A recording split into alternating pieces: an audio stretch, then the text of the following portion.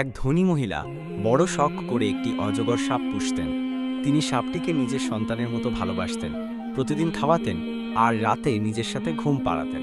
একদিন হঠাৎ সাপটি খাওয়া দাওয়া বন্ধ করে দিল।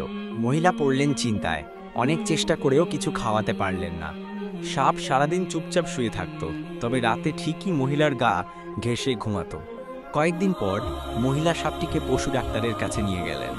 ডাক্তার সাপটিকে পরীক্ষা করে জানতে চাইলেন রাতে সাপটি কোথায় ঘুমায়। মহিলা উত্তর দিলেন, সে তো আমার সাথেই ঘুমায়, জড়িয়ে ধরে থাকে। শুনে ডাক্তার বললেন, আসলে আপনার সাপের কোনো রোগ হয়নি, সে আপনাকে খাবার হিসেবে নেওয়ার প্রস্তুতি নিচ্ছে। আপনার শরীরের মাপ নিচ্ছে, যাতে গিলে খেতে পারে আর হজম করার জন্য পেট খালি রাখছে। ডাক্তারের কথা শুনে মহিলা আকাশ থেকে পড়লেন।